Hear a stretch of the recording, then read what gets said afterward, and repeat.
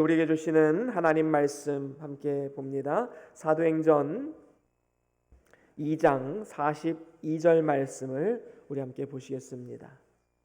사도행전 2장 42절 말씀, 우리 한 절을 다 같이 한 목소리로 함께 합독합니다. 시작. 그들이 사도의 가르침을 받아 서로 교제하고 떡을 떼며 오로지 기도하기를 힘쓰니라.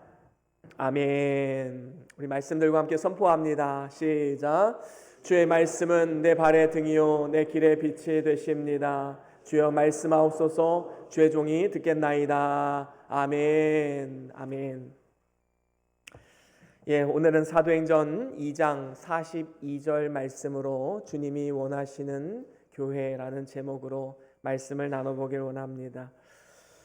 성도라면 누구나 다 교회는 이래야 한다라는 어떤 기준을 가지고 있습니다. 그래서 때로는 그 기준에 맞지 않으면 때로는 정죄하고 비판하고 교회도 별 수 없구나 그렇게 생각하고 실망을 하곤 합니다. 그래서 실제로 교회를 떠나는 사람들도 많이 있지요. 그래서 좋은 교회다라고 소문이 난 교회를 찾아갑니다. 그래서 예배를 드리고 또 그 교회에 적응해 나가다 보니까 또 교회에 깊이 관여하게 되고, 그러다 보면 또 교회의 문제를 발견하고 또 다시 실망하는 그러한 일들이 많이 있음을 보게 됩니다. 여러분, 정말로 완벽한 교회란 있을까요? 완벽한 교회는 없습니다. 왜 그러냐면 우리 인간이 완벽하지 않기 때문입니다. 완벽하지 않은 우리 인간들이 모여서 교회를 세우는데 어떻게 교회가 완벽할 수가 있겠습니까? 지상에서의 교회는 완벽할 수가 없는 것입니다. 사람들은 누군가로 인해서 상처를 받기도 하지만 또 내가 받은 상처를 다른 사람에게 주기도 합니다. 그래서 서로 상처를 안고 살아가다 보니까 마치 아픈 그 상처를 계속해서 만져서 긁는 것처럼 계속해서 상처가 또 상처를 낳고 다른 사람에게 어떤 안 좋은 영향력을 끼치는 경우가 참으로 많이 있지요. 그래서 교회는 완전한 곳이 아니라 부족하고 연약한 사람들이 함께 모여서 같은 방향을 가지고 같이 함께 걸어가는 공동체다라는 사실을 우리는 분명히 기억해야 됩니다. 그래서 우리는 진정으로 주님이 원하시는 교회로 자라나야 되지요. 같은 방향을 가지고 우리는 확장해 나아가야 되는 것입니다. 그렇다면 주님이 원하시는 교회의 모습은 어떤 모습일까요? 그것은 교회가 처음 태동되었던 초대교회의 모습을 통해서 우리는 알 수 있습니다. 오늘 본문 말씀은 이스라엘의 예루살렘의 이 베드로의 설교를 통해서 3,000명이 그 자리에서 회심하는 놀라운 역사가 나타나게 되었고, 이를 통해서 교회가 폭발적으로 확장이 되게 되었지요. 많은 사람들이 몰려오는 교회가 되었습니다. 이러한 교회 가운데 하나님이 원하시는 교회의 모습을 지금 베드로는 설명하고 있는 것입니다. 그리고 이 베드로를 통해서 이 초대교회가 어떻게 큰 역사를 이루었는지에 대해서 우리에게 보여주고 있는 것이지요. 그래서 우리는 이 초대교회 모습에서 오늘날 우리 교회가 주님이 원하시는 교회로 한 단계 더 자라나기 위해서 어떻게 해야 되는가에 대해서 우리가 그 교훈을 얻을 수가 있는 것입니다. 물론 지금까지 2000여 년 동안의 이 교회의 발자취와 역사를 우리는 무시할 수는 없습니다. 교회의 전통을 무시할 수도 없겠지요. 하지만 우리가 초대교회의 그 정신만큼은 우리가 반드시 따라야 할 정신임을 우리는 분명히 기억해야 할 것입니다. 그렇다면 우리가 주님이 원하시는 교회로 자라나려면 어떻게 해야 될까요? 오늘 본문 말씀을 통해서 4가지로 함께 말씀을 나눠보길 원합니다. 주님이 원하시는 교회로 자라나려면 첫 번째로는 우리가 말씀의 가르침을 잘 받아야 합니다. 오늘 본문 상반절에 보니까 그들이 사도의 가르침을 받아라고 말씀하고 있지요. 다시 말하면 초대교회 성도들은 하나님이 세운 신앙의 지도자를 통해서 말씀을 잘 받았습니다. 그리고 그 말씀을 내 것으로 삼고 그 말씀을 몸을 쳐서 복종시키는 복종의 훈련이 있었던 것이지요. 여러분, 우리가 교회가 발전하는 원리가 무엇입니까? 목회자는 바른 진리의 말씀을 선포하고 성도들은 그 말씀을 따라 믿음으로 순종할 때 교회는 발전할 수밖에 없는 것입니다. 그래서 말씀을 전하는 목회자나 말씀을 받는 성도나 한 마음 한 뜻이 되어서 함께 주의 뜻을 이루어 나갈 때 주님이 원하시는 바로 그 교회를 우리가 세워갈 수가 있는 것입니다. 여러분, 말씀을 사모하십시오. 그리고 말씀의 가르침을 잘 받으십시오. 우리가 지난 수요일에도 받았던 말씀이 무엇입니까? 로마서 10장 17절 말씀 우리 같이 함께 읽어볼까요? 로마서 10장 17절 말씀 같이 읽어봅니다. 시작. 그러므로 믿음은 들음에서 나며 들음은 그리스도의 말씀으로 말미암았느니라. 아멘. 그렇습니다. 우리의 믿음이 어디서 나온다고요? 들음에서 나옵니다. 그리고 그 들음은 어디에서요? 하나님의 말씀, 바로 성경 말씀을 통해서 우리에게 오게 되는 것입니다. 우리의 믿음은 하나님 말씀을 통해서 더욱더 굳건하게 세워지게 되는 것이지요. 여러분, 말씀의 가르침을 받는 것이 이렇게 중요합니다. 여러분, 우리 중에 말씀을 스스로 깨달은 사람이 어디 있겠습니까? 누군가가 전해 주었기 때문에, 누군가가 가르쳐 주었기 때문에 이 진리의 말씀을 깨달은 것 아니겠습니까?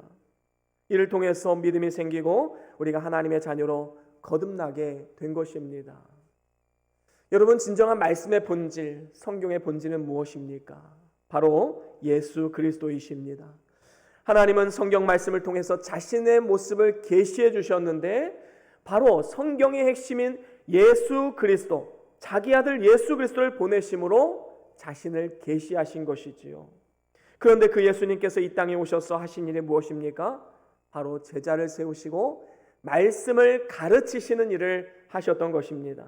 그리고 그 가르침을 받았던 제자들이 또 다른 제자를 세우고 그 제자들이 또 다른 제자를 세우고 그래서 2000여 년이 지난 오늘날까지 우리에게 복음이 오게 된 것입니다. 놀라운 하나님의 은혜가 아닐 수 없는 것이지요. 그렇기 때문에 우리도 역시 말씀의 가르침을 잘 받아서 이제 우리의 사명은 무엇입니까? 그것을 전하는 겁니다. 다른 사람에게 증거하고 삶을 통해 가르쳐 줄 수 있는 사람이 되어야 되는 것이지요. 특별히 우리가 말씀의 가르침을 받을 때에는 오늘 나에게 주시는 말씀이란 사실을 우리는 절대로 잊지 말아야 합니다. 말씀의 가르침을 받을 때 이건 내 남편이 들어야 하는데 이건 내 아내가 들어야 되는데 이건 내 자녀들이 들었으면 참 좋았을 말인데 여러분, 그렇게 해서는 안 된다라는 것이지요. 그렇게 성경을 적용하면 안 됩니다. 예, 그리하겠습니다. 제가 순종하겠습니다. 바로 나 자신에게 적용하는 게 필요한 것이지요.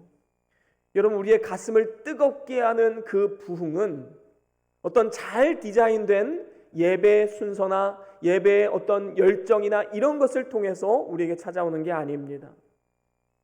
열정적인 찬양에서 오는 것도 아닙니다.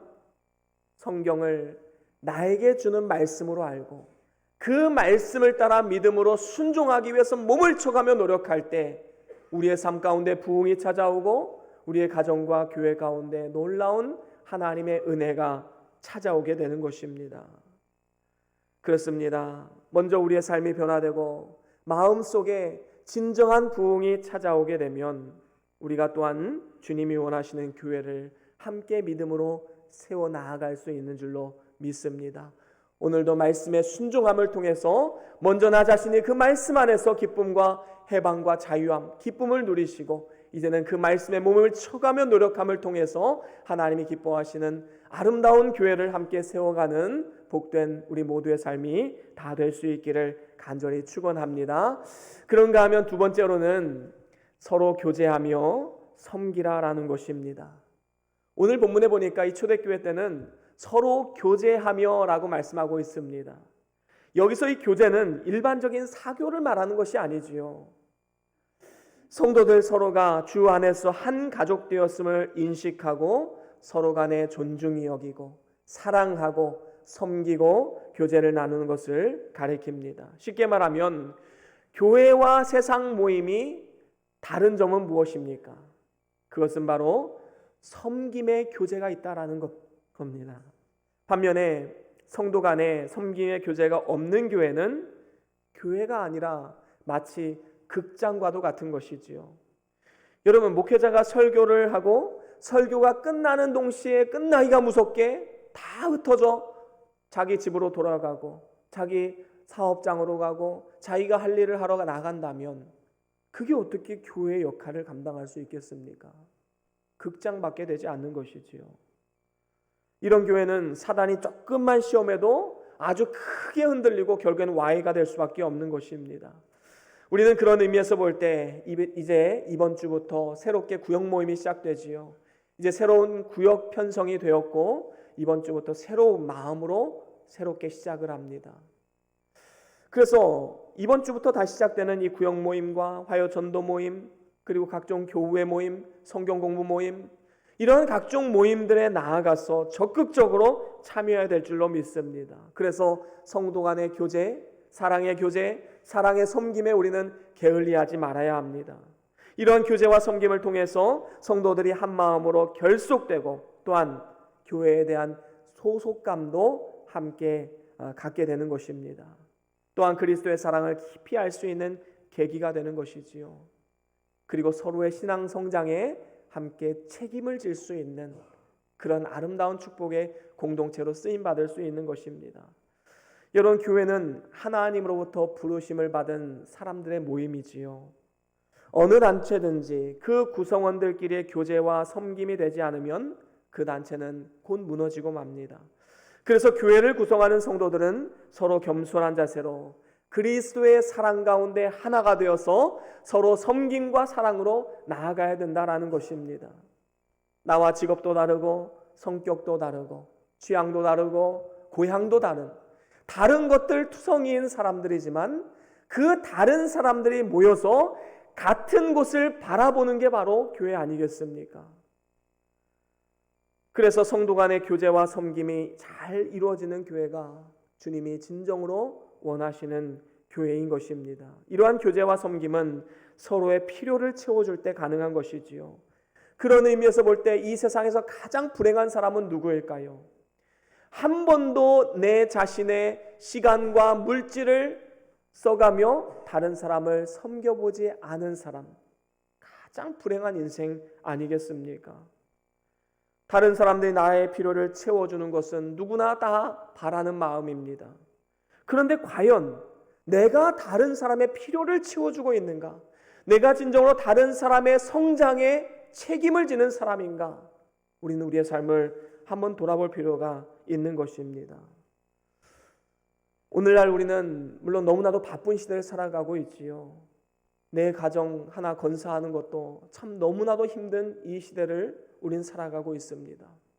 아니, 그런데 어떻게 내가 남을 섬길 수 있는가? 우리는 반문을 할 수도 있지요. 하지만 이렇게 힘든 상황 속에서도 그저 내가 할 수 있는 범위 내에서 최선의 섬김을 감당한다면 이를 통해서 하나님 정말로 기뻐받지 않으시겠습니까? 오히려 그 작은 섬김이 하늘의 해와 같이 빛나게 될 것입니다. 그리고 하나님께서도 그러한 섬김을 더욱더 기쁘게 받으시는 것이지요. 여러분, 이번 주부터 구역 모임이 시작되는데 이 구역 모임에 정말로 내가 너무 부담이 된다. 나 정말 너무 바쁘고 직장 생활해야 되고 저녁이 되면 쉬고 싶고 남은 시간은 좀 내 시간을 위해서 갖고 싶은데 왜 평일까지 교회에 나오라고 하냐? 그런 마음이 든다면 한번 구역 모임 참석하는 것만으로도 큰 섬김입니다. 여러분들이 구역 모임에 참석하면요, 구역장님들이 큰 힘이 됩니다. 그럼 구역장님들이 더 열심히 사역을 할 수가 있고 더 힘을 얻을 수가 있는 것이지요.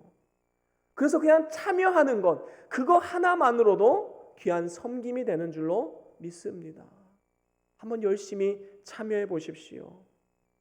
그리고 다른 것들 하고 싶은 거 포기하고 그 자리에 나아가는 거기 때문에 이건 역시 하나님 보시기에도 큰 섬김이다라는 사실을 우리는 기억해야 됩니다. 여러분, 우리는 나 중심적인 이기적인 사고방식에서 벗어나야 합니다. 왜 나를 몰라주냐? 이 말을 하기 이전에 상대방의 필요를 먼저 볼 수 있는 사람이 되어야 되는 것이지요. 왜냐하면 우리는 가족이기 때문입니다. 우리가 흔히 말해서 교회 식구 아니면 구역 식구 이런 말 많이 하지요. 식구는 가족을 말합니다. 왜 그렇습니까? 우리는 예수 그리스도의 피로 하나가 된 하늘 가족이기 때문입니다. 영적인 한 가족으로 부르심을 받았기 때문이지요. 그런데 만약에 나 중심적인 사고방식을 가지고 살아간다면 그 가정은 불행한 가정이 될 수밖에 없습니다. 부모님이 나 중심적인 사고방식만 가지고 있다 생각해 보십시오. 자녀를 전혀 케어하지 않고 내가 하고 싶은 거, 내 취미생활, 내가 하고 싶은 모든 걸 다 하면서 살아간다고 생각해 보십시오. 그 아이들이 어떻게 바르게 자라날 수가 있겠습니까? 부모는 내가 하고 싶은 거 있더라도 조금 내려놓고 아이들을 위해서 희생하고 섬기는 게 바로 부모이고 또 가족인 것입니다. 그렇습니다. 우리가 영적인 가족으로서 서로의 필요를 채워줄 때 하나님이 진정으로 원하시는 아름다운 축복의 교회를 함께 세워나갈 줄로 믿습니다. 그런가 하면 세 번째로는 우리는 주님의 은혜를 서로 나누어야 합니다. 오늘 본문에 보면 떡을 떼며 라고 말씀하고 있지요. 이것은 초대교회 때에 예배와 함께 성찬 예식을 거행했던 사실을 우리에게 가르쳐주고 있습니다. 여러분, 사람은 밥을 먹어야 그 몸이 유지가 되지요. 우리의 영도 마찬가지입니다. 우리의 영도 하나님의 말씀을 먹어야지만 우리는 생명을 유지할 수 있습니다. 그리고 교회도 마찬가지입니다. 교회도 예수 그리스도의 대속의 은혜와 사랑을 힘입어야지만 교회도 자라날 수 있습니다. 그래서 그리스도의 은혜와 사랑을 늘 기념하고 기억하는 성도들이 모인 교회가 생명력을 가질 수 있는 것이지요. 반면에 그리스도의 은혜와 사랑을 망각한 교회는 교회가 아닙니다. 그 은혜와 사랑을 망각한 성도들이 모인 교회는 냉랭하고 비판과 정죄만 가득한 그러한 교회가 될 수밖에 없는 것이지요. 우리는 주님의 은혜와 사랑을 늘 마음에 간직하고 서로 용서하고 사랑하고 섬기는 그러한 공동체가 되어야 합니다. 그리고 이러한 교회가 진정으로 주님이 원하시는 교회가 아니겠습니까? 이를 위해서 우리는 주님의 은혜를 서로 나눠야 합니다. 삶 가운데 하나님이 하셨습니다. 하나님이 도우셨습니다. 하나님이 인도하셨습니다. 이것을 날마다 삶 가운데 나누십시오. 증거하십시오. 그리고 그 삶을 고백하십시오. 그러면 하나님이 그의 삶 가운데 친히 역사하시는 것입니다. 때로는 은혜를 나눌 때에는 내가 어떤 잘된 거, 내 자식이 성공했다, 어떤 좋은 데 합격했다, 그런 것만 자랑할 것이 아니라 우리는 때로는 실패한 거, 때로는 내 뜻대로 되지 않은 거, 때로는 나의 연약한 거, 그런 것들을 함께 간증해야 된다라는 것입니다.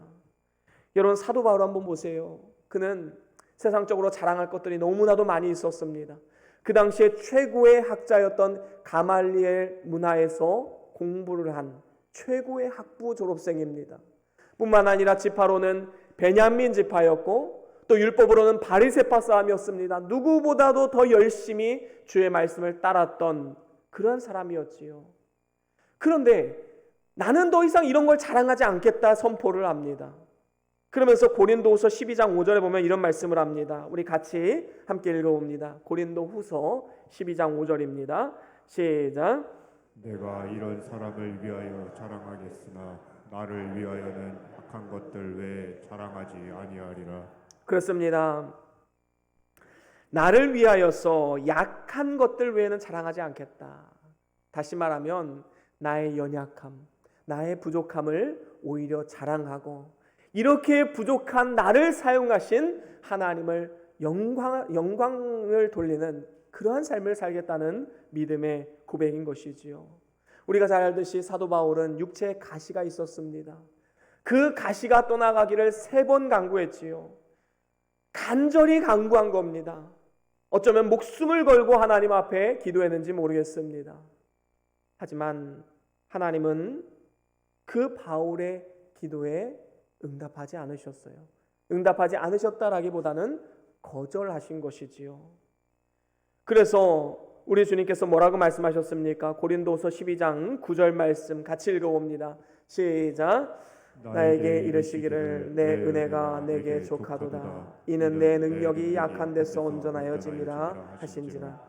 그러므로 도리어 크게 기뻐함으로 나의 여러 약한 것들에 대해서 자랑하리니 이는 그리스도의 능력이 내게 머물게 하려 함이라. 아멘. 그렇습니다. 내 은혜가 내게 족하다. 여러분, 이 말씀은 거절입니다. 이미 너는 큰 은혜를 받았으니까 그 기도는 내가 들어주지 않겠다라는 거예요. 그러면서 이는 내 능력이 약한 데서 온전하여짐이라 말씀하고 있지요. 그 약함을 통해서 하나님의 능력이 나타나게 하겠다라는 겁니다. 그래서 사도 바울은 이제 결심합니다. 이제는 나는 약한 것들로 인해 자랑하겠다. 그래서 나를 통해서 역사하시는 하나님을 나타내겠다라고 그러한 믿음의 고백을 하고 있는 것입니다.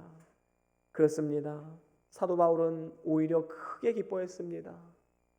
하나님이 거절하신 것에 감사했습니다. 바로 그것을 사람들에게 간증했을 때 그 사람들이 얼마나 큰 은혜가 있었겠습니까? 그렇습니다. 하나님을 자랑하는 것이 바로 이런 것입니다.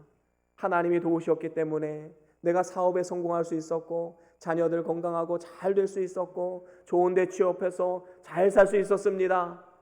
이거는 하나님을 자랑하는 게 아니지요. 나를 자랑하는 겁니다. 하나님을 자랑하는 건 뭘까요? 실패와 절망 속에서 하나님이 나를 이끌어 주시고 나에게 은혜 주셔서 이겨낼 수 있도록 도우셨습니다. 하나님이 하셨습니다라는 믿음의 고백 아니겠습니까? 여러분, 구역 모임을 함께 나누면서 은혜 받는 게 무엇입니까? 누가 봐도 정말 어렵고 힘든 상황임에도 불구하고 오히려 하나님 앞에 더 기도하고 감사하고 기뻐하는 분들 보면 우리에게 큰 은혜가 있지 않습니까? 나도 참 저렇게 닮아가고 싶다. 나도 저분의 믿음을 좀 닮고 싶다. 그런 거룩한 소망이 생기게 되는 것입니다. 여러분, 하나님의 도우심을 의지하고 하나님의 뜻을 바라보며 나아갈 때에 하나님은 그 영혼을 바라보시고 은혜를 베푸시는 것입니다. 그렇기 때문에 우리는 날마다 삶 가운데 우리의 연약함을 고백하고 또 그 연약함 가운데 역사하시는 하나님의 손길을 바라보며 우리는 한 걸음 한 걸음 믿음의 길을 나아가야 될 줄로 믿습니다. 그런가 하면 마지막으로 네 번째로는 기도에 힘쓰는 삶을 살아가야 합니다. 오늘 본문 마지막에 보니까 오로지 기도하기를 힘쓰니라 말씀하고 있습니다. 여러분, 우리가 지금까지 살펴본 거, 말씀에 순종하고 가르침을 받고 또 성도 간에 교제하고 섬기는 일, 그리고 주님의 은혜와 함께 주님의 은혜를 함께 나누는 삶, 여러분, 우리가 계속해서 이 일을 해야 되지만 이 일에 하나님의 은혜가 임하고 하나님께서 놀라운 능력의 손으로 붙잡아 주시기 위해서는 마지막 네 번째, 이것은 바로 기도입니다. 기도가 우리에게 반드시 필요한 것이지요. 교회의 주인 되신 하나님과 늘 교제하고 기도하는 교회가 건강한 교회입니다. 지속적인 기도가 있어야 된다라는 것이지요. 그래서 하나님의 도우시는 능력으로 살아가는 그러한 교회가 되어야 되는 것입니다. 그래서 하나님이 주시는 성령의 권능과 은혜 속에서 사랑과 선한 싸움을 싸워 승리할 수 있는 교회가 되어야 하는 것입니다. 여러분, 아무리 사람이 많이 모인 교회라 할지라도 기도가 사라진 교회는 하나님 앞에 올바로 쓰임받을 수가 없는 것입니다. 복음을 우리보다 먼저 듣고 먼저 교회를 세웠던 유럽과 미국의 여러 교회들을 보십시오. 지금은 그냥 관광지가 되었습니다. 아, 교회 참 멋지네. 아, 교회 참 넓네. 이건 무슨 재료로 지었을까? 그렇게 관광지로 전락된 모습을 우리 많이 보지 않습니까? 왜 그렇습니까? 기도하는 성도들이 사라졌기 때문입니다. 그래도 한국 교회가 소망이 있는 이유가 무엇입니까? 오늘 말씀에서처럼 오로지 기도에 힘쓰는 성도들이 있기 때문 아니겠습니까? 이렇게 오로지 기도하기를 힘쓴다라는 것은 기도하는 것에 모든 것을 내어 걸었다라는 것입니다. 이런 초대교회 성도들은 핍박과 고난을 이길 수 있었던 그 힘, 원동력이 어디서 나왔다고 보십니까? 그들이 오직 하나님의 구원을 바라보며 기도하기를 힘썼기 때문 아니겠습니까? 여러분, 사람이 물에 빠지면 일단 내 힘으로 막 빠져나오려고 노력을 하지요. 그러면 허우적거리면서 막 수영을 하려고 노력을 합니다. 그러다가 어느 순간 내 힘으로 안 되는구나. 힘이 쫙 빠집니다. 그럴 때에 이제 구조대가 가서 그 영혼을 건져내지요. 내 힘으로 하려고 막 발버둥할 때 그때 구해주려고 하면요, 오히려 구해주는 사람과 함께 익사할 가능성이 높습니다. 그렇기 때문에 힘이 쭉 빠졌을 때 그때 이제 구조대가 힘을 쓰는 것이지요. 여러분, 우리의 삶도 마찬가지 아닙니까? 우리가 하나님 앞에 내 힘을 쓰려고 하면 어떻게 합니까? 하나님과 막 씨름하고, 하나님 이대로 꼭 들어주셔야 됩니다. 이대로 안 하면 나 금식할 겁니다. 하나님을 협박하고. 그러면 하나님이 어떻게 그 가운데 역사하실 수가 있겠습니까? 때로는 힘이 쭉 빠지고, 하나님, 내가 이제 하나님밖에 없습니다. 하나님의 역사하심 외에는 나는 살 수가 없습니다. 그렇게 주님 앞에 나아갈 때 하나님이 그 영혼 가운데 역사해 주신 건 아니겠습니까? 그래서 우리는 온전히 주님께 내어 맡기는 삶, 나의 삶을 통째로 주님께 맡기는 삶을 살아가야 합니다. 우리가 기도를 하면서 기도해서 들어주시면 좋고 안 들어주시면 뭐 그만이지 뭐, 그런 식으로 기도해서는 안 된다라는 것이지요. 오직 하나님만 바라보며 간절히 매달려야 합니다. 하나님의 일하심을 간구하며 나아가야 되는 것이지요. 또한 오로지 기도하기에 힘쓴다는 것은 또한 합심하여 기도하는 의미를 또 갖고 있습니다. 여러분, 마태복음 18장에 보면 이런 말씀이 있지요. 우리 함께 같이 읽어보겠습니다. 마태복음 18장 19절과 20절입니다. 같이 읽어봅니다. 시작. 진실로 다시 너희에게 이르노니 너희 중에 두 사람이 땅에서 합심하여 무엇이든지 구하면 하늘에 계신 내 아버지께서 그들을 위하여 이루게 하시리라. 두세 사람이 내 이름으로 모인 곳에는 나도 그들 중에 있느니라. 아멘. 그렇습니다. 두세 사람이 내 이름으로 모인 곳에 나도 그들과 함께 하겠다라고 우리 주님 말씀하셨습니다. 여러분, 놀라운 약속의 말씀 아닙니까? 합심하여 기도할 때 하나님은 더 놀라운 은혜, 축복이 우리에게 임하는 것입니다. 우리가 개인적으로 기도하는 것 중요합니다. 하지만 구역 식구들과 함께 모여서 기도할 때, 그리고 뭐 수요 기도회나 아니면 성도들 모임, 교우회나 모여서 함께 기도할 때 하나님은 놀라운 역사를 나타내게 되는 것입니다. 바로 초대교회 당시에 이 기도의 능력을 알았기 때문에 120명의 예수 그리스도의 제자와 사도들이 마가의 다락방에 모여서 함께 합심하여 기도했던 것입니다. 그 결과 성령이 불과 같이 임해서 놀라운 초대교회의 그 부흥의 물결을 일으키지 않았습니까? 놀라운 하나님의 은혜요, 성령의 강력한 임재였습니다. 여러분, 시간과 장소를 꼭 정해놓고 기도하십시오. 기도할 때에는 그 기도의 모든 것을 걸고 정말로 간절한 마음으로 기도하십시오. 그리고 혼자서 하기보다는 목회자나 구역장님이나 구역 식구들에게 나의 기도 제목을 내어놓고 함께 기도하십시오. 그러면 하나님의 놀라우신 역사하심과 도우시는 은혜를 경험할 수 있게 될 줄로 믿습니다. 이제 말씀을 마무리합니다. 오늘날 우리의 사명은 주님이 원하시는 진정한 교회를 세워나가는 것입니다. 이를 위해서 4가지로 말씀을 나누었지요. 첫 번째는 말씀의 가르침을 잘 받아서 순종해야 된다고 말씀을 나누었습니다. 그리고 사랑의 섬김과 교제가 있어야 된다 말씀을 드렸습니다. 또한 주님의 은혜를 서로 나눠야 합니다.